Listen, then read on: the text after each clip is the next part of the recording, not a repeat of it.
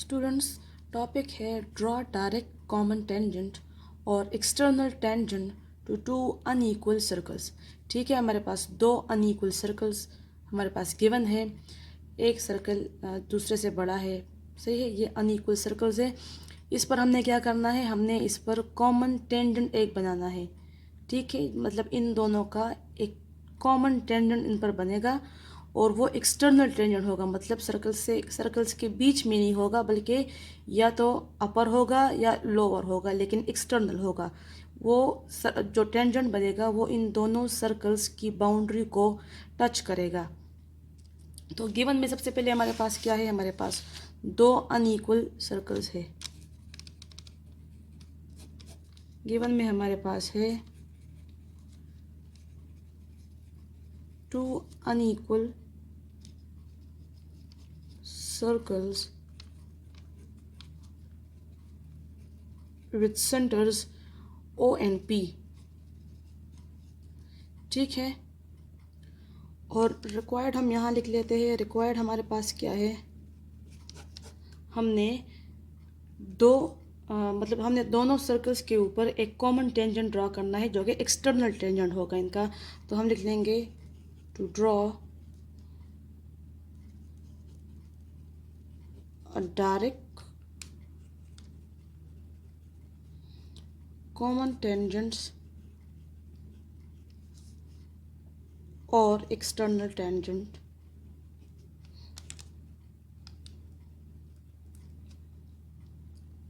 to the given circles।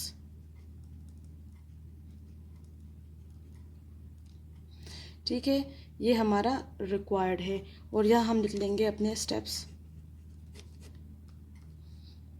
तो सबसे पहला स्टेप हमारा क्या होगा, सबसे पहले जो ये दोनों सर्कल्स हमारे पास मौजूद है, हम इनके सेंटर्स को ज्वाइन कर लेंगे एक लाइन के ज़रिए से, यानी ओ को पी से हम लाइन के थ्रू ज्वाइन कर लेंगे।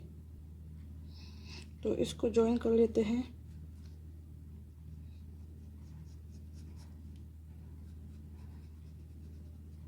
ठीक है, ये हमने इसको लाइन के ज़रिए ओ पी को ज्वाइन कर लिया। और जब हमने इसको ज्वाइन किया तो ये लाइन जब इस सर्कल से बाहर जा रही थी तो यहाँ इस सर्कल की बाउंड्री को इसने एक पॉइंट पे टच किया। उस पॉइंट को हम मेंशन कर लेते हैं आर से। और जब ये इस सर्कल की बाउंड्री में दाखिल हो रहा था तो इस बाउंड्री पर जिस पॉइंट पर इसको टच किया है या कट किया है, इस पॉइंट को हम मेंशन कर लेते हैं एस से। तो ठीक है, हमारे पास एक लाइन है फ्रॉम ओ टू पी जो कि जो बिगर सर्कल है उस पर पॉइंट आर पे कट कर रहा है, और जो स्मॉलर सर्कल है उसकी बाउंड्री को एस पॉइंट पे कट कर रहा है। तो इसको हम मेंशन कर लेते हैं स्टेप नंबर 1 में। Join centres of the circles O and P. ठीक है, ये हमारे पास सेंटर्स है, दोनों हमारे जो सर्कल्स है अनइक्वल सर्कल्स। फिर जो ओ पी लाइन है, ठीक है, ओ पी लाइन क्या कर रही है, cuts the circles at R and S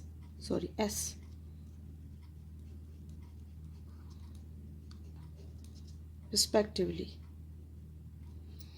तो जो हमारा ओ पी लाइन है वो दोनों सर्कल्स को आर और एस पॉइंट पे कट कर रहा है।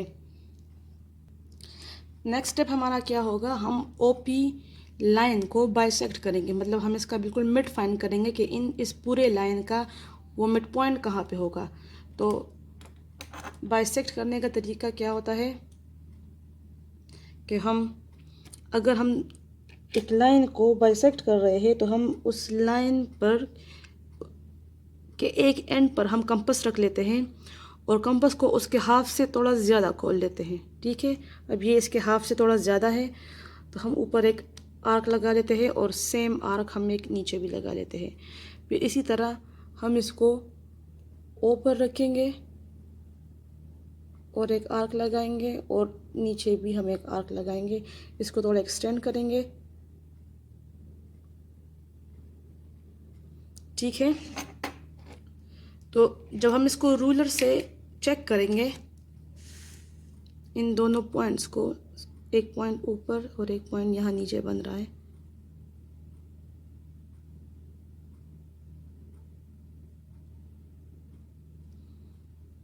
तो लाइन लगाने की ज़रूरत नहीं है, बस यहाँ आप मेंशन कर ले कि इसका जो बाइसेक्टर बनेगा वो इस पॉइंट पे बनेगा और इसको भी एक नाम दे दे, सपोज ये क्यों है, ठीक है।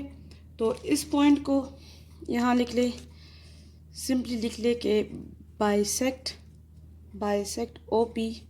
ओपी लाइन है ना, बाइसेक्ट ओपी एट क्यू, ठीक है। आपने ओपी को क्यू पर आपने उसको बाइसेक्ट कर लिया।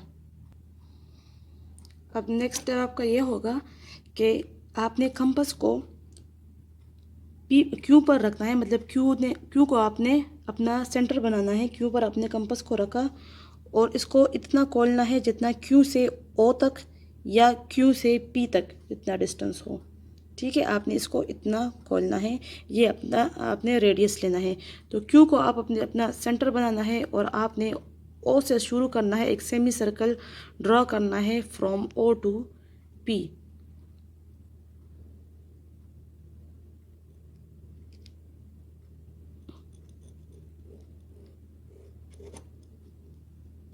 अब सही हो गया, ठीक है। तो आपने एक सेमी सर्कल ड्रॉ कर लिया।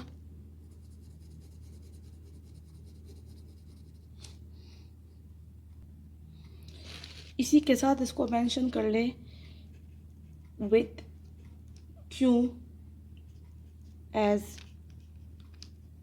सेंटर एंड हमने कितनी मेजरमेंट ली थी क्यू से ओ तक, तो लिख ले and measurement O Q line, ठीक है। इस ओ क्यू लाइन की हमने मेजरमेंट ली थी, इसको क्या बनाया, अपना रेडियस बनाया, क्योंकि हम एक सेमी सर्कल ड्रॉ करने वाले थे। ड्रॉ अ सेमी सर्कल,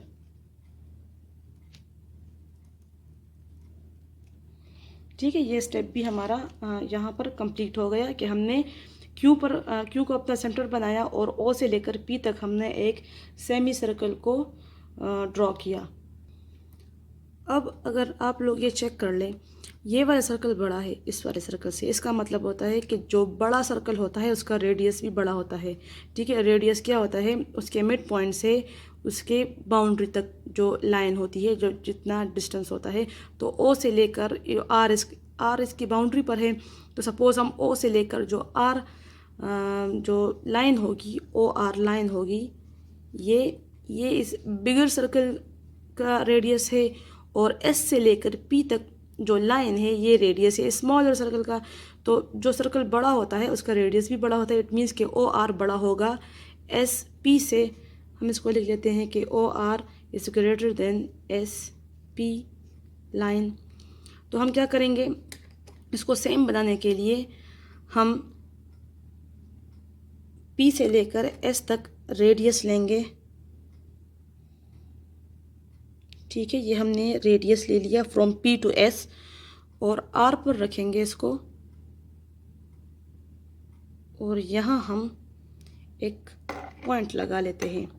तो अब ये जो डिस्टेंस है from R to this point, ये डिस्टेंस बराबर है एस से लेकर पी तक, क्योंकि जब हम इसको ड्रॉ कर रहे थे तो हमने पी से एस जितना रेडियस था हमने इतनी लेंथ में अपने कंपास को खोला था और उससे हमने ये आर्क लगाई थी। तो इस पॉइंट को मेंशन कर लेते हैं टी से, ठीक है। इसको यहाँ मेंशन कर ले नंबर 3 स्टेप में, take a point T on O P, ठीक है। जो ओ से लेकर पी तक लाइन है उस पर हमने एक पॉइंट लिया टी। अब टी पॉइंट क्या है और कितना है, तो on P in the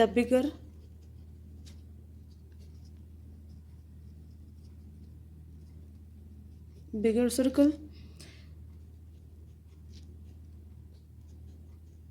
such that जो मेजरमेंट ऑफ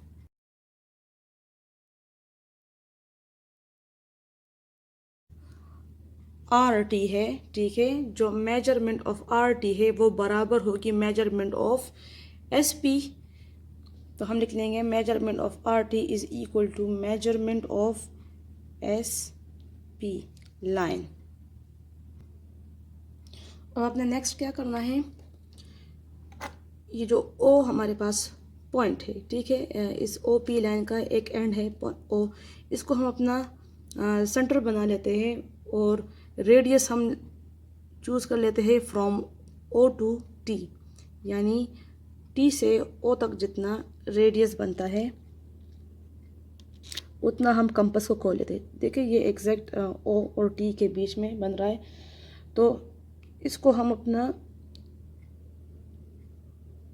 ओ हमारा सेंटर है,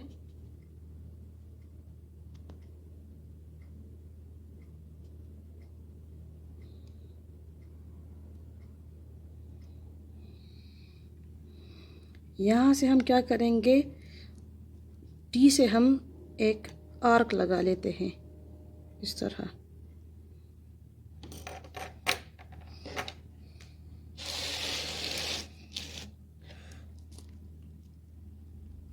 तो ये पॉइंट जब ओ से टी तक हमने रेडियस लिया और टी से हमने एक आर्क लगाई, तो जिस पॉइंट पे इसने इस सेमी सर्कल को टच किया, ये पॉइंट ये हमारे पास कहलाएगा एल, ठीक है, ये हमारे पास एल कहलाएगा। और दूसरी तरफ यहाँ पी के साथ हम एक परपेंडिकुलर लाइन ड्रॉ कर लेते हैं।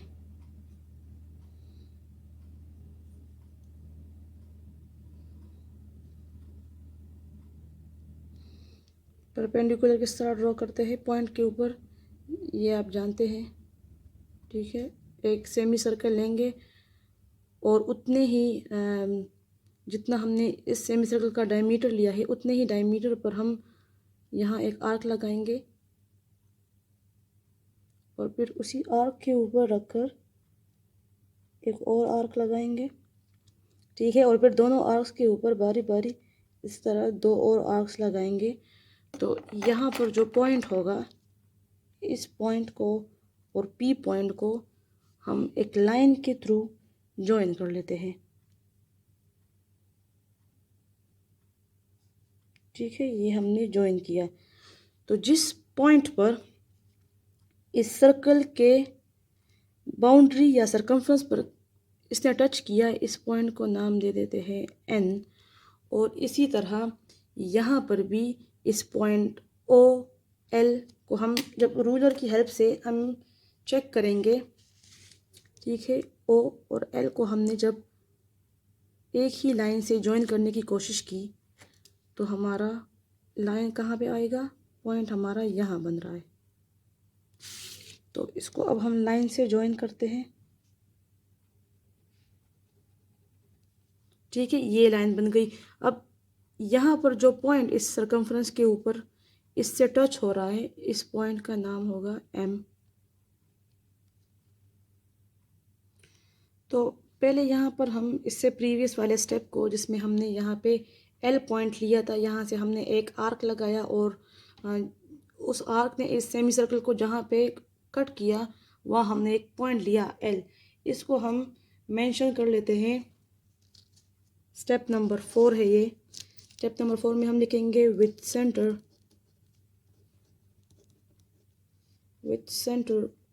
ओ and measurement O T line, ठीक है, मेजरमेंट कितनी थी, ओ से लेकर टी तक, इतनी हमने मेजरमेंट ली अपने कंपास की, एल्स रेडियस,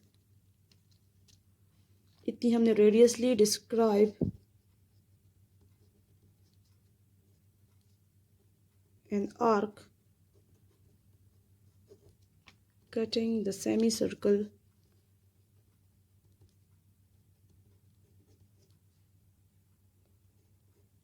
at L, ठीक है, सेमी सर्कल को कहाँ पे कट किया, L पॉइंट पे कट किया।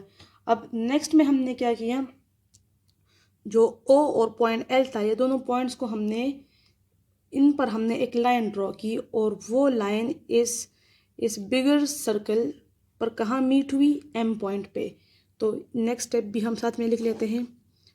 स्टेप नंबर 5 था draw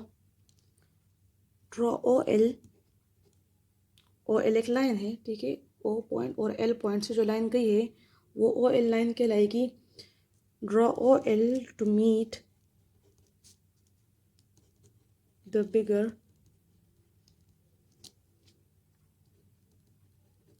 सर्कल एट एम, ठीक है। एम वो पॉइंट है जो सर्कल के, जो बिगर सर्कल के सर्कमफ्रेंस के ऊपर है। और नेक्स्ट हमने क्या किया था कि इसी के बिल्कुल पैरेलल लाइन हमने पी पर भी ड्रॉ की थी। तो यहाँ हम अपने 6 पॉइंट में लिख लेते हैं, draw a P N line parallel to O M line, ठीक है।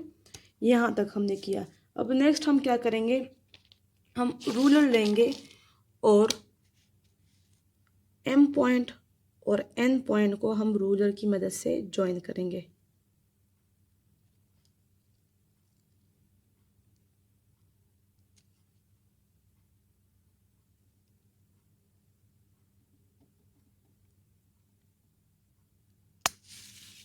ठीक है, ये जो लाइन है जो एम से लेकर एन तक गई है, और फिर आप इसको आगे भी एक्सटेंड कर दें, यहाँ से और यहाँ से भी। तो ये लाइन क्या हो गई, जब हमने एम और एन को ज्वाइन किया और फिर उन लाइन को बोथ डायरेक्शंस में एक्सटेंड भी कर लिया, तो ये लाइन क्या है, इन दोनों अनइक्वल सर्कल्स का कॉमन टेंजेंट है, ठीक है, और एक्सटर्नल टेंजेंट भी है। तो इस लाइन, तो ये जो हमारे पास लाइन बन गई, लाइन एम एन, 7 स्टेप में लेके join M and N and produce it to both sides to get the common or